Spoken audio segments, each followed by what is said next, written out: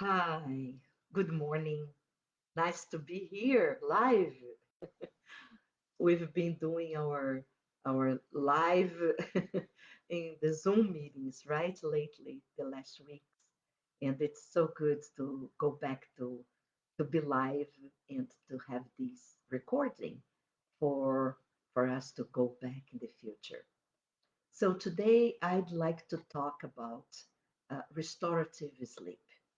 So by definition, restorative sleep is a sleep that allows the body to repair and replete cellular components necessary for biological functions that become depleted throughout an awake day.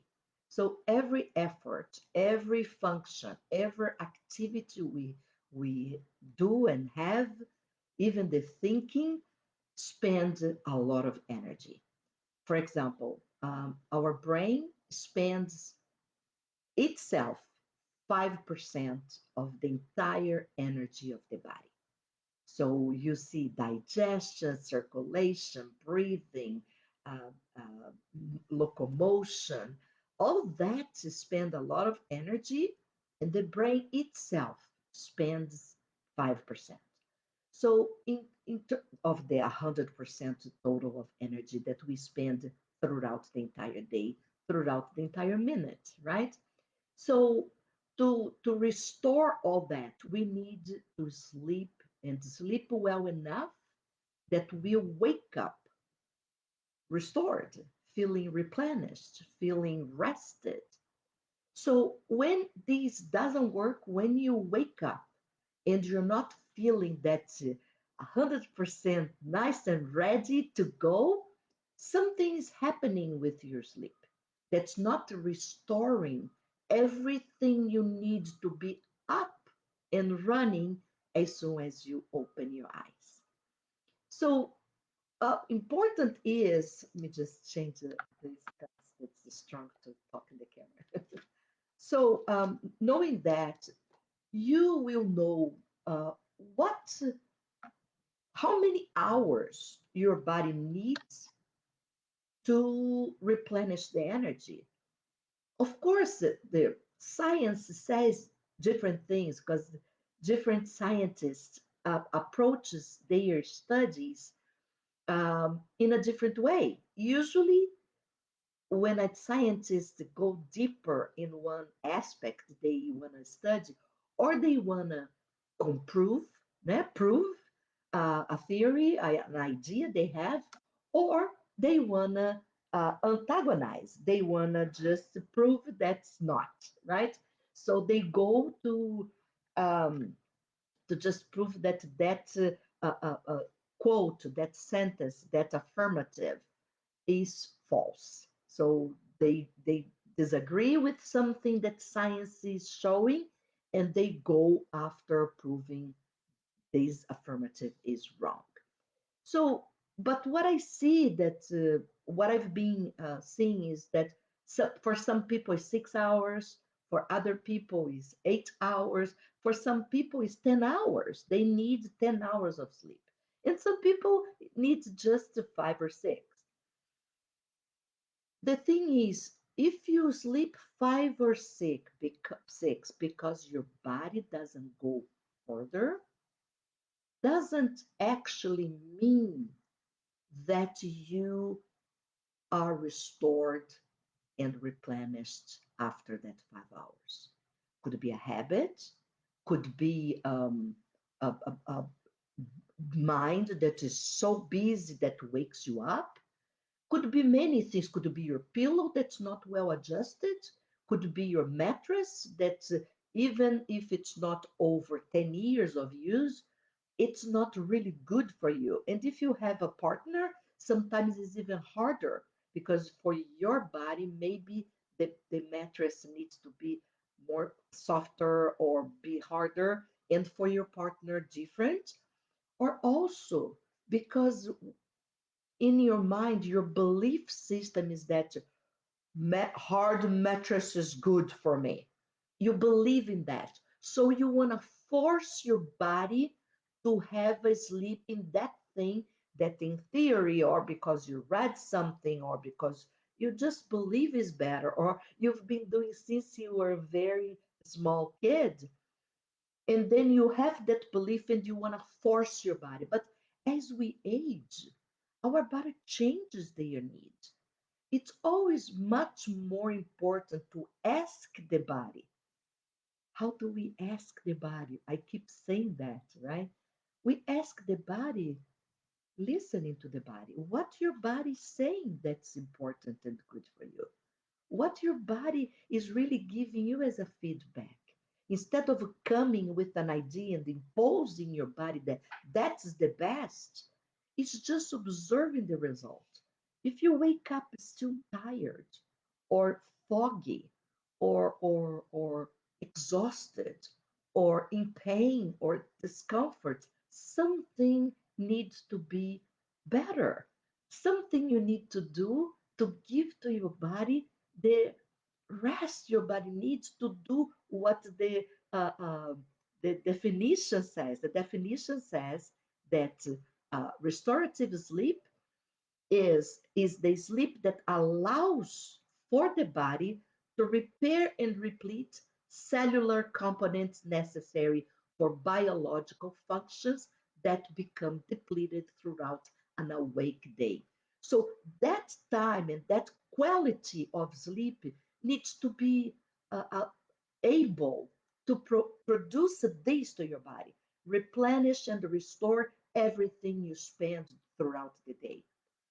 And throughout the day, we spend a lot of energy. Imagine how much energy we don't think about, but how much energy our body spends to keep our heart beating, to keep our heart pushing all the blood to every single cell of the body, running the entire body, removing all the waste that those cells spend, and then bring back to the heart, to the lungs, to make the exchange, giving all the waste away through our breath, and getting more oxygen and much other elements to the body, including energy.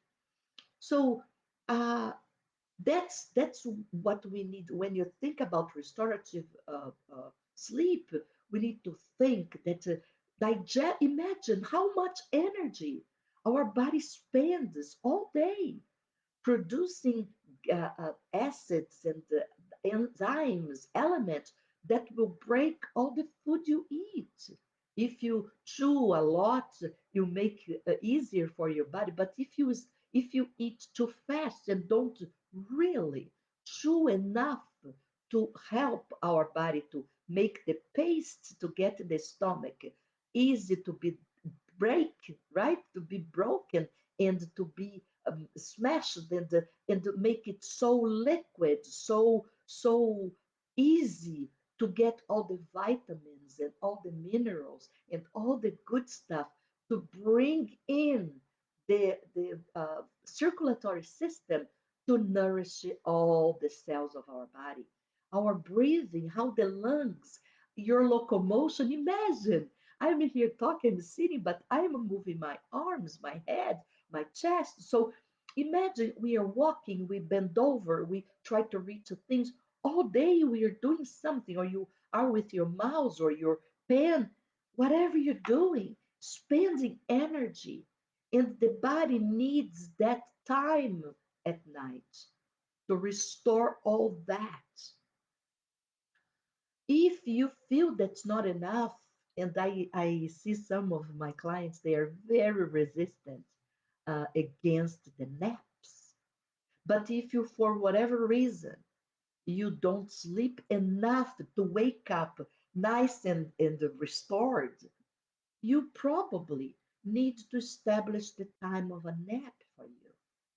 And sometimes if you go back to bed is a disaster.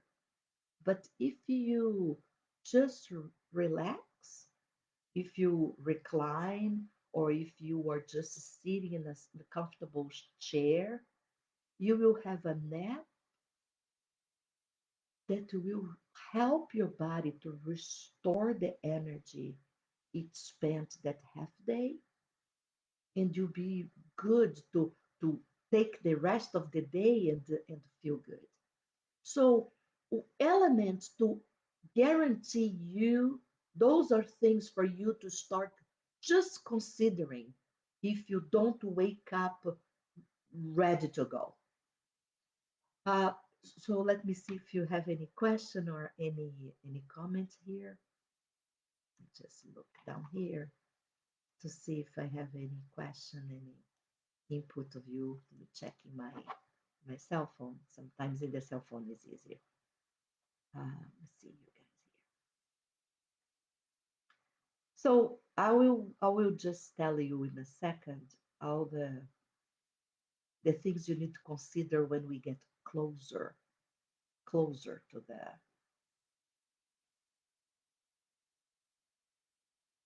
Let me see here. I have Janice that said hi.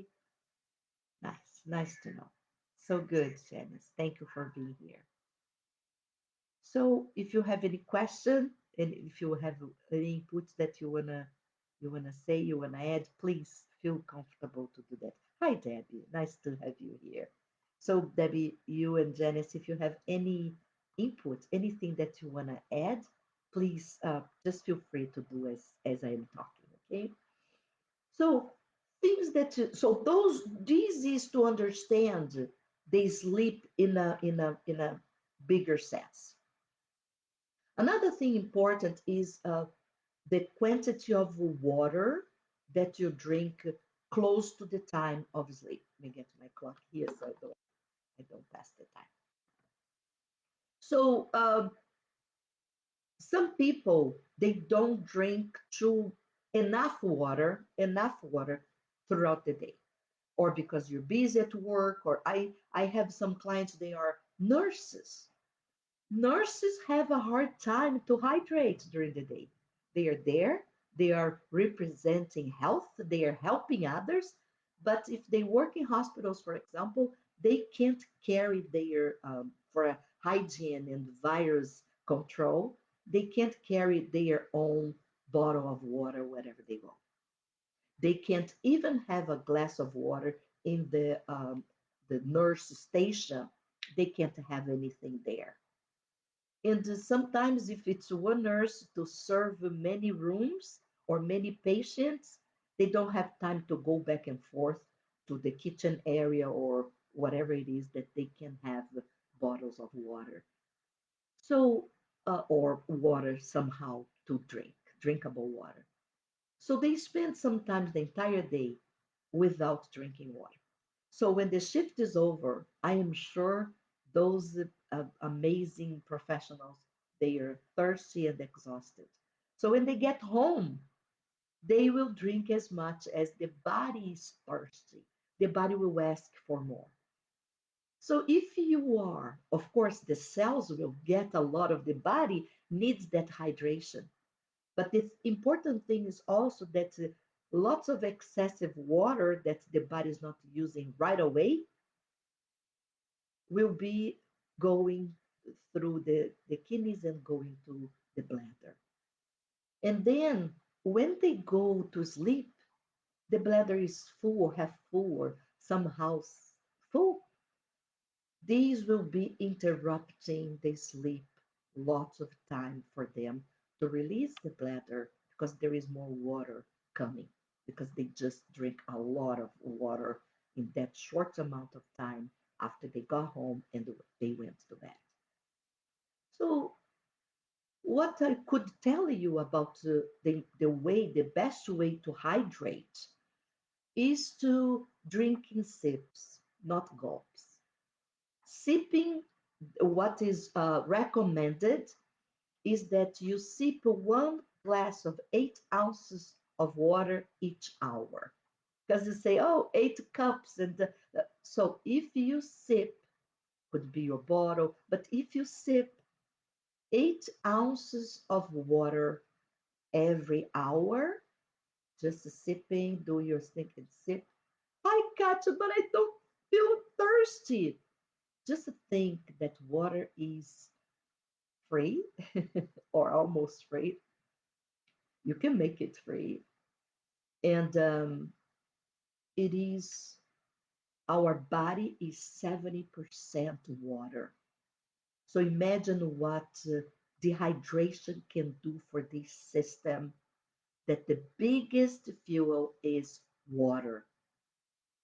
So if you see water as the medicine, the best and cheapest medicine, preventive and curative, you will make an effort. Maybe you squeeze a lemon. Maybe you can buy a jar or a cup that has a compartment inside that you can put strawberries, you can put cucumber, or you can put cucumber mint. You can put whatever you want you like.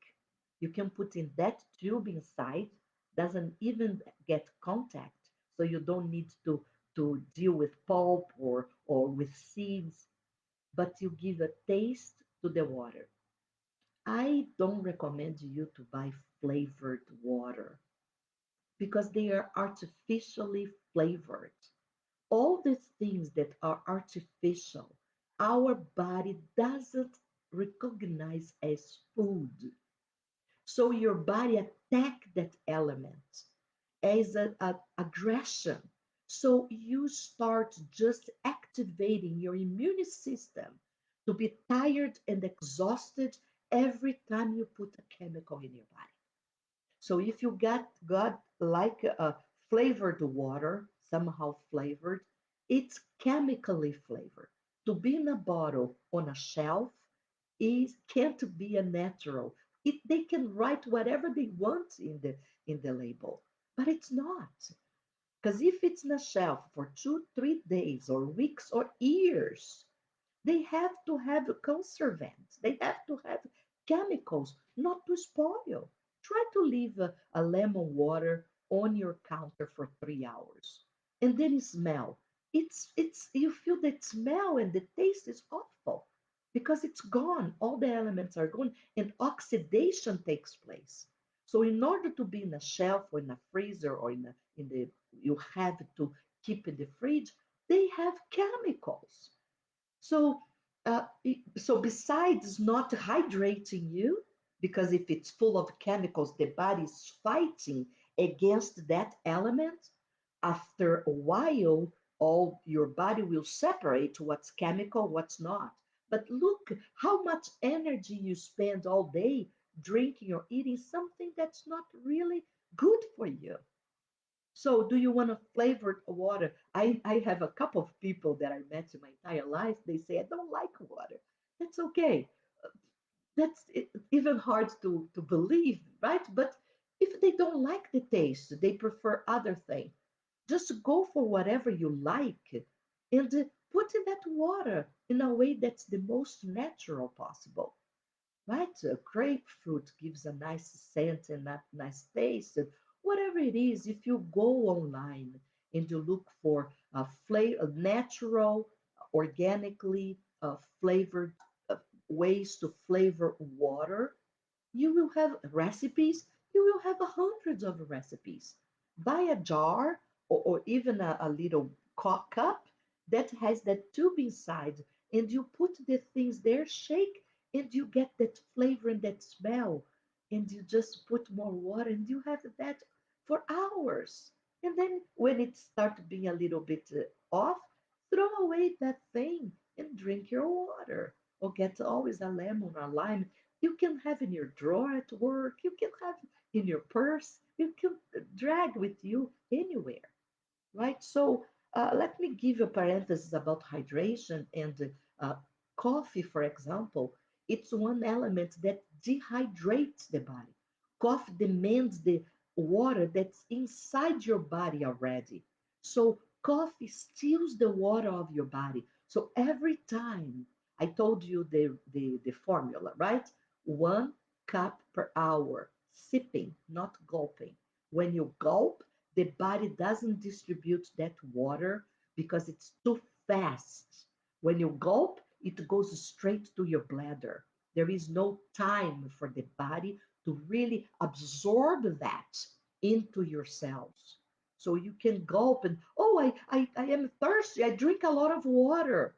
Yeah, but if you're gulping, you're not giving time for your body to absorb.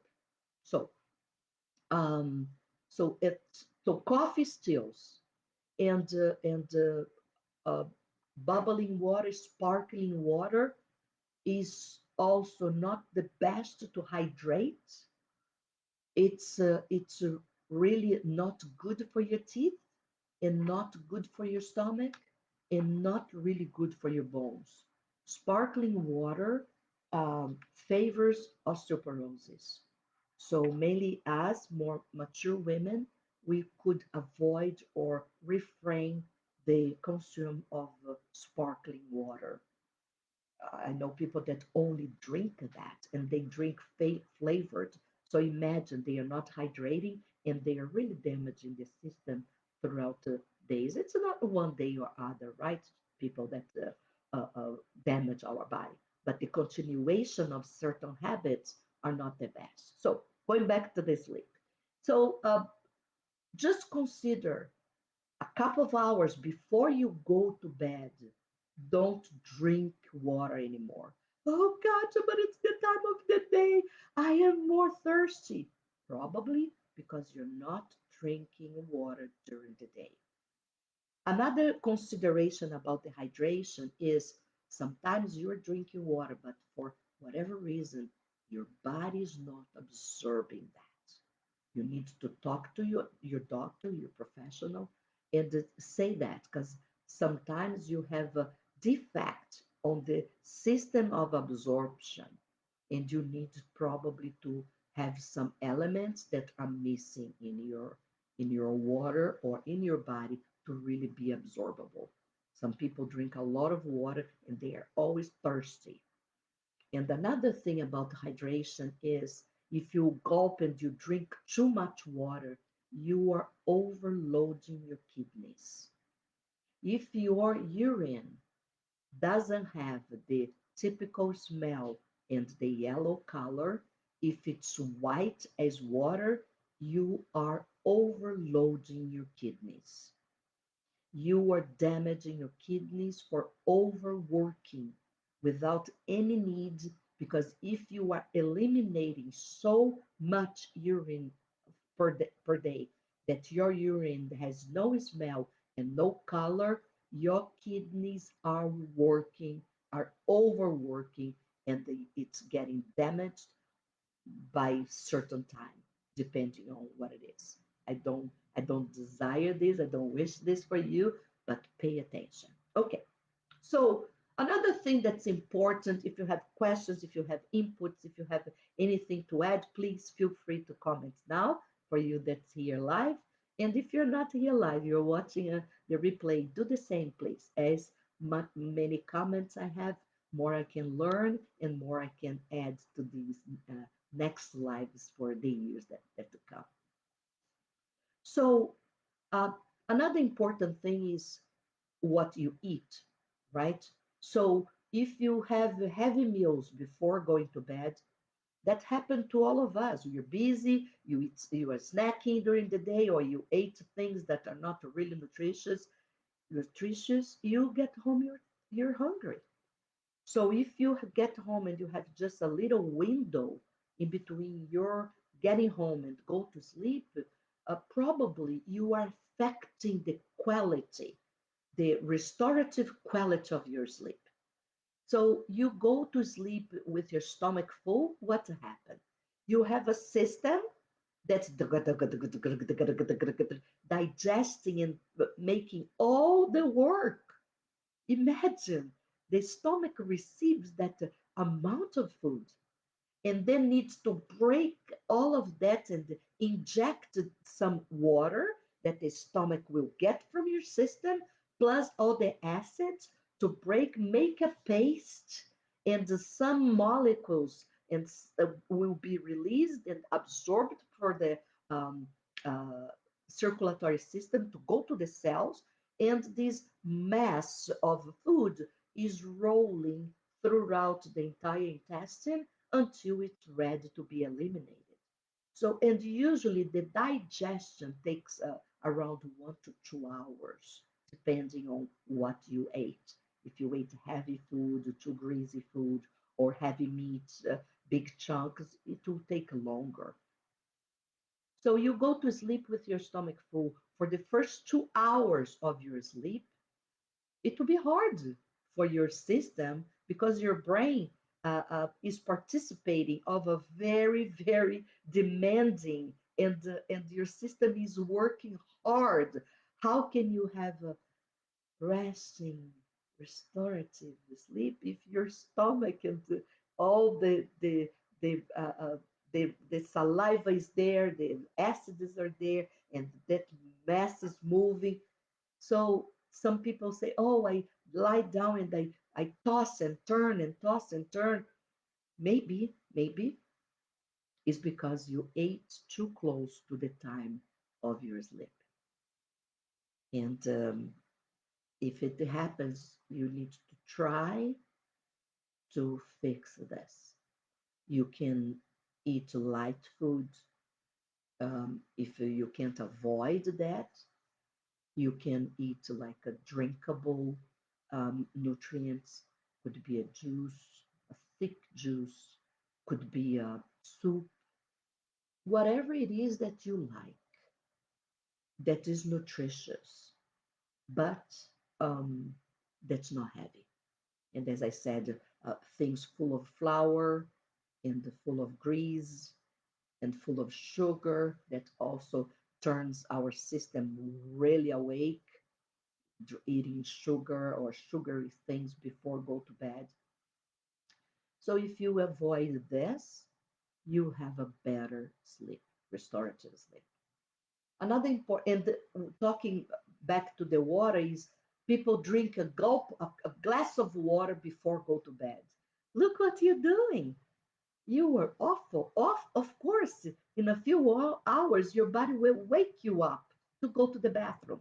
And funny thing, when you come back to the bathroom, usually you give some gulps again. And then you go to bed. And then you don't understand why you have to wake up so many times during the night to go to the bathroom. Your bladder is full, right? So, but God, I feel thirsty. Just wet your mouth.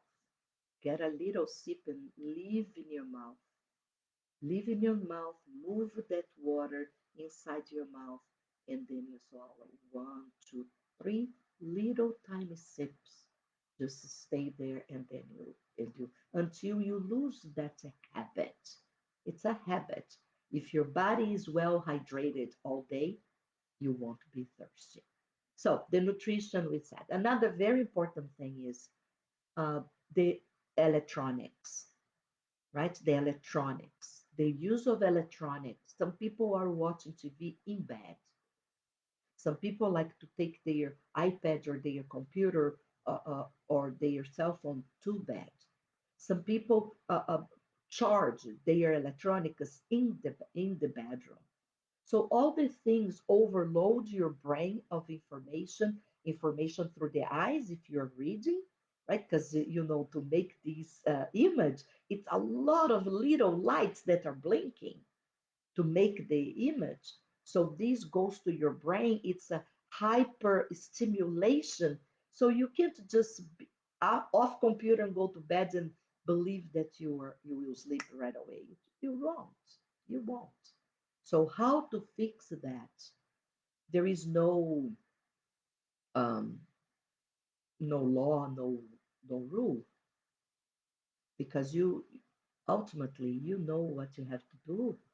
But if you don't have a restorative sleep, I highly recommend you to review these factors and really find a way to correct these for your own nice and great restorative sleep.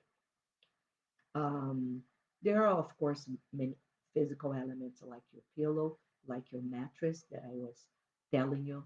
So if you wake up with your body tired, your mattress is not good for you at this point, or the posture, or a thousand other pillows you put in between knees, is that something is off, and I can help you with this. If you wake up and your neck is hurting, or you wake up in a massive headache, something is not doing well with your neck position during your sleep. How come you wake up in pain? How come you wake up in a headache? It's not, you're not having a restorative sleep. And in terms of the amount of hours, there is an author recently started saying that 8 hours is not good for us. We should sleep for 9 hours. And he proves, because of the times of the REM sleep, that we have the movements of the eyes, and that shows us we have deep sleep. um, they don't they are not a big coincidence in if you divide by 8, or divide 8 by the number of the chunks of sleep that um, you you sleep naturally every night. Another thing it's an observation I have, is that some people use devices, right? Don't forget that that thing is sending to your body a lot of information that is that's toxic. You are receiving 24 hours a day, no time to rest besides a shower if your element is not waterproof, but now most of people use waterproof. That you are just sending messages and getting information for stimulation constantly. You don't give a break for your nervous system to rest. And if you put your arm underneath your head or something that blocks your circulation, the information will be wrong, won't be accurate. I know people that use two in different arms and they have two different information. So people are relying so much on what that is showing, the numbers in their computer next day. They don't consider how they feel.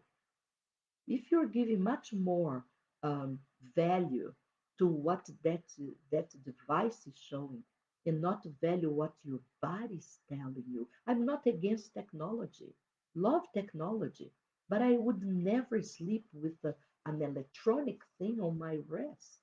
Never, unless I was sick. Then it's different. I have to, in that period of the hospital. But other than that, I would never keep that thing in my wrist or any part of my body to bombard my body night and day with a stimulation that, to tell you the truth, we don't even know yet. It's so new. We don't even know yet how much damage that does to your system, bombarding your nervous system with a stimulation that go throughout the night that you need to sleep. That's my particular opinion. So, closing our live today, I just want to thank you. If you have doubts, if you want to make comments, please do so. You know that I highly recommend you to make these lives interactive. Otherwise, it will be like I can do a recording and just put here for you. I really stimulate you to say something throughout the lives, and it actually works for me having a feedback. Even it's like, oh, I didn't know that. Oh, it's a good information. It gives me a feedback if I'm saying something that is like, I already knew that, nothing new, or like, wow, it's really good for me to know these things.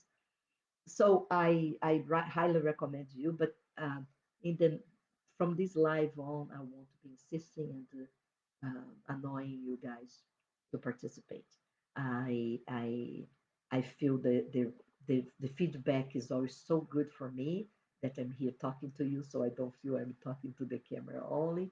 And that's the idea of the live, is exactly to have the interaction. So I highly recommend you interact with me for my own sake. And also, if you have doubts or anything, you can have my feedback, immediate feedback. Genesis saying, I will stop wearing my Fitbit at night. Just try, Janice. Just try. Because my question is this, Janice. Is it really necessary? That's right. That's a very simple, easy, and common sense question. Is it really necessary? That's the question I have all the time for me in things that I do in my own life. Is it really necessary? What's the reason? So you put in a scale, right? Uh, the result, what's the value of the yes, and what's the benefit of the no, right? So if it's not necessary, why you are bombarding? Mainly us that choose, some of us don't choose our organic lifestyle, right? And that's okay. And some of us choose, doesn't take many pills, don't do this, don't do that, avoid this, avoid that. So if we are in a route towards health, we're not perfect. I'm not perfect too, right? But if we are going in that route of being organically healthy, right?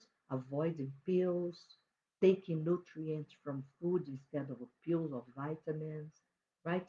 Just get what that vitamin gives to me in a pill that we don't even know if it's really being absorbed, and we are overloading our body from with pills. What's the foods that have that vitamin? Okay, so why not to increase that that food, that real natural nutrient, instead of pop a pill in the mouth? So that's, some people think this way. I think this way. So we go to this route, and some people like the quick effect pills, and that's okay too. It's serving you, awesome. But if you're watching this, I assume, I guess, that you were in a transition, or you already made some choices towards a better life, a healthier life, a life that gives back to you the health that maybe, for me, it's like my ignorance in the past didn't allow me to make the choices that today I'm making, little by little. Doesn't need to be too big. Awesome. So I wanna, if you have any doubts, anything you think about this later on, just come here and give your comments. Just add to us what maybe you are processing, and you need to think about your sleep, right? And be more aware, be more attentive to the electronics, to the water, to the food intake, to the use of all the electronics in your body, or in your bedroom, right? So if you are aware, because people, radiation stays. We nowadays already have everything is Wi-Fi wherever you go. We are bombarded by this radiation all the time. You can't avoid anymore. Anywhere you go, it's Wi-Fi. So we are bombarded by that all the time. If you have Wi-Fi in your house, like I do, right? You are bombarded. So what to do? Some things we have no control. So things we have control, let's do it just to be healthier. We don't even know what all this Wi-Fi will do for us in 20 years, right? To the skin, to the eyes, to the everything, to our hearts, to our system in general, to our bones. What these massive bombard of um, radiation does to us. So what we can have control, you have control not to eat before bed. You have control not to drink too much water before bed. You have control not to have the electronics close to you during your bedtime. So I wanna ask you to start considering these things to be healthier. I wanna wish you an amazing, amazing week. I want to say that even if I don't know you, I love you.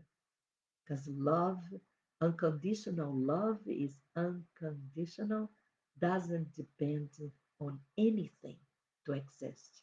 And my love for you, part of my love for you, is to be sharing things that I keep learning, because never stop studying and listening to things and reading articles and books. So I feel one of the biggest pleasures I have in my life is to share what I know, and that's my contribution to you. So I hope that besides watching, uh, the big value you can give to this moment I'm here is to use, at least to try to these things and see the result. And if it brings any benefits to you, any whatsoever, yeah, I I feel that I accomplished something, right? That is the time that I'm spending here preparing and coming live and talking to you was worth it. Okay. So Debbie says, I love water and drink all the time, but I need to slow down and start sipping it. I also will not wear my Fitbit as well. Let's try, right? If it's not giving you an information that's so rich and so valuable that you really need that, why? Why? Right? Why? And observe if your level, the quality of your sleep, observe doing this if the quality of your sleep doesn't get better. Doesn't get better. Observe. Yeah, sipping water, right, Janice? So observe. Do this for a week, 10 days, and just give us feedback here. Come here and give your feedback. So what you've been observing, making the change. I love you, and I wish you an amazing week. And for you that's here in the membership, I will see you in our office hour on Thursday. And for the next week, I'll make changes in the schedule so we can accommodate to everybody and we can be all together again. Love you. Have a wonderful, wonderful rest of the day. Bye bye.